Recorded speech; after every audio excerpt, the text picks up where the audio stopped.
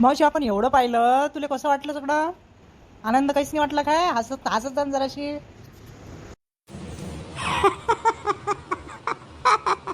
हो रे बापा, असं कोण म्हणतो मी एवढी रागात राहतो? तुला मी एवढी रागात दिसतो काय? काय राजा, कंदीरा हसतच राहत जाऊ मी.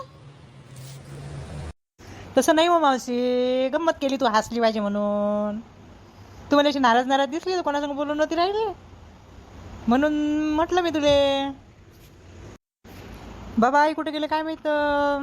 आपण तिकडून आलो तेव्हापासून बाबा नाही दिसलेच नाही मला. कुठे गेले ते?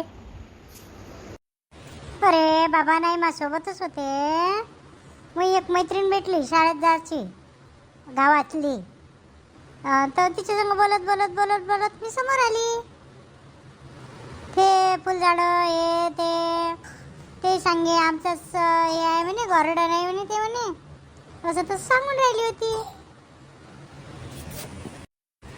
राजू ये इकडे, बस बरं इथं, बस थोडसा इकडे. मी काय म्हणतो ऐक बरं जरासं. अरे तुला म्हणत होती मी काय, इथं मोठं सती मातीचं भवन आहे म्हणते, तर ते तू दाखव. मग कसं आहे बाबू, पेरणी गिरणी लागल्यावर मग काही पाणी पडलं का खेळातले कामं असे सुरू होते रे, कुठं पटकनं नाही होत. तू तेवढं ते दाखवते बरं सती मातेचं.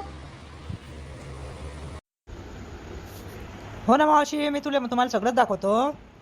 त्या दिवशी कसं रविवार होता तर आपण सगळं पाहिलं.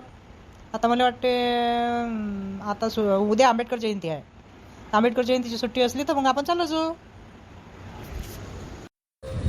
अरे ते काकाजी आहे ना, ते तर कुठे जात नाही. एक तर निरा वावरात काय सारं सारं आयुष्य सारं वावरात निघून गेलं. कसे आले आहे तर तेल जरासं दाखवून दे. मग पेरणे पारणे लागल्यावर कायच येणं होते माणसाचं, तशी ते येतच नाही. मावशी तू किती वेळची उभी आहे? तू बस बरोबर तर बस वर जराशी. हो रे बापा, बसली मी खाली. सारे फिरून सारं पाय सारे गळून आले. एक तर उन्हाळा मनाने एवढा मोठा, पाणी जीव करते. त्याच्यात आपल्याला एक दुकानही नाही लागलं. तिकडल्या भागात दुकानं नाही वाटते, नाही भेटली लस्सी, नाही भेटलं काही. नाही मावशी, तिथं दुकानं लागते, पण ते कसं आता उन्हीच्या पायरी ते दुकानं लागते 12 वाजेपर्यंतच राहते. दुपारी नाही राहत. मग तिकडे 6च्या पड्यालाच लोक पाहणारे जे पर्यटक लोक राहते ते ऊन उतरल्यावर मस्त 6 वाजता आरामशीर येते. फक्त हे दुपारचे कसे दूरदूरचे जे लोक असते तर त्याची कशी राहायची व्यवस्था नसते ना, किंवा महाराष्ट्र शासन म्हणजे महाराष्ट्र दर्शनाला जाते ते लोक व्यवस्थित जाते. ते मग उन्हीत आणि ताईनीत पास लागते ना सगळं. पर्यटक म्हटलं म्हणजे तर ते कसं पर्यटकांसाठी तर व्यवस्था आहेच म्हणा. तशी सगळ्या लोकांसाठी आहे. काही कार्यक्रम असन पण त्याच्या घरी जो जे दुकानदार आहे त्याच्या घरी काहीतरी कार्यक्रम असन, त्याच्यानं ते दुकानं आज कमी आहे. एकाच्या घरी लग्न असलं तर सगळे आता दुकानदार सोबती असते तर जातेच ना. अरे राजू ते बाबा आले, ते बसू दे इथं. ये भाऊजी इकडे, या इकडे, इथं बसा. अरे बाबा या इकडे, इकडे या बाबा, बसा बरं. अरे हे शांती कधी आली? आम्हाला दिसलीच नाही, एवढी समोर निघून आली आता. बापा आली, येऊनही बसली, मस्त गोष्टी करून राहिली. काय बाप्पा भाऊजी, आता तुम्ही झाले म्हातारे, तुमच्या ज्यानं काही चलणं होत नाही. आता तुम्हाला एखादी काडीच घेऊन द्या लागते, काठी टेकवत.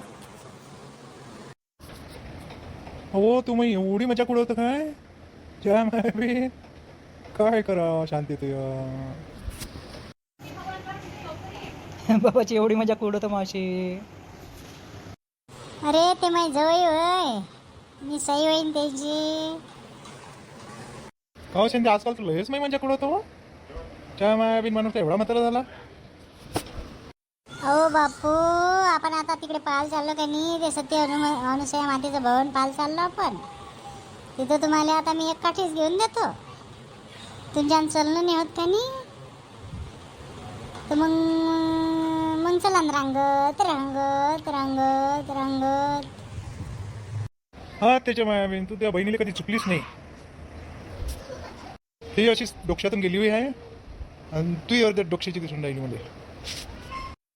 बरं शांत व्हा भाऊजी. उगे उगे बसावर आता इथं. आता गंमत नाही करत, बसा इथं. अहो एवढी मोठी जागा तर त्याच घेऊन घेतली म्हशीसारखी. बरं जागा नाही ठेवली काही बसायला. ती बहीण कुठं बसन? बसते मी बहीण बारीक चिरी कसं आहे इथंच बसते. ते तिला कुठं टाकलं तुम्ही? ते नाही दिसून राहिली. तुम्ही आले तिथं तिला कुठं टाकलं? अहो ती बहीण आहे पण मला शांताराम भाऊ नाही दिसून राहिले ना. ते कुठं गेले? कोण ते तुमच्यासोबत होते? मी तुमच्यासोबत असतो होते ते. कुठं टाकलं तुम्ही त्याला? चला तर मित्रांनो, पुढच्या भागात आपण सती अनुसया मातेचं भवन पाहायला जाऊ. धन्यवाद धन्यवाद धन्यवाद.